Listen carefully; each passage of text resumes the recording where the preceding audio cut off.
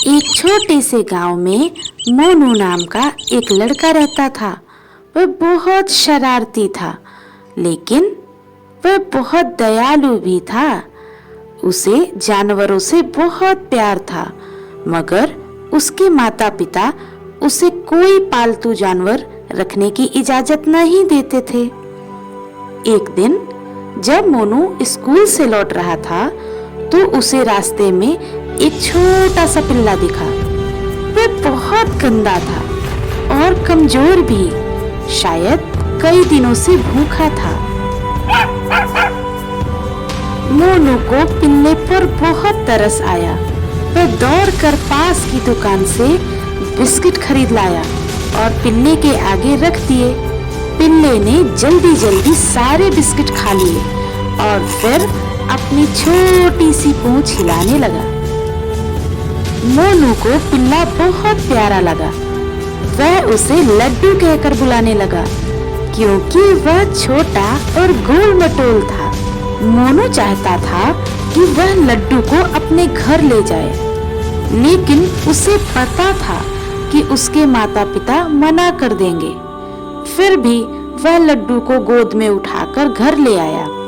जैसे ही पिताजी ने देखा, वे नाराज हो गए। मोनू, इसे तुरंत बाहर ले जाओ।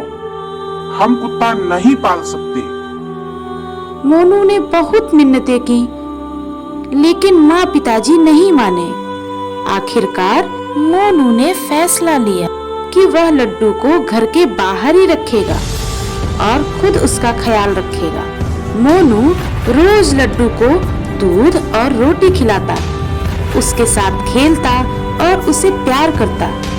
कुछ ही दिनों में लड्डू मोनू का सबसे अच्छा दोस्त बन गया। एक दिन जब मोनू घर के आंगन में खेल रहा था, तभी एक अजनबी चुपके से घर में घुस गया।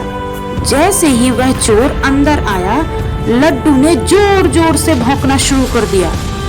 उसकी आवाज सुनकर मोनू की माँ बाहर आई और अजनबी को देखकर जोर से चिल्लाई। यह सुनकर पड़ोसी भी इकट्ठा हो गए और चोर को पकड़ लिया। मोनू की माँ को एहसास हुआ कि लड्डू सिर्फ एक जानवर नहीं, बल्कि एक सच्चा दोस्त और रक्षक भी है। अब पिताजी ने लड्डू को घर के अंदर रखने की इजाजत दे दी। लड्डू को भी अपना नया घर मिल गया और मोनू को उसका सबसे अच्छा दोस्त। अब हर सुबह लड्डू मोनू को जगाता और हर शाम वे दोनों साथ खेलते। मोनू ने सीखा कि जानवर सिर्फ साथी नहीं होते, बल्कि सच्चे दोस्त और रक्षक भी होते हैं।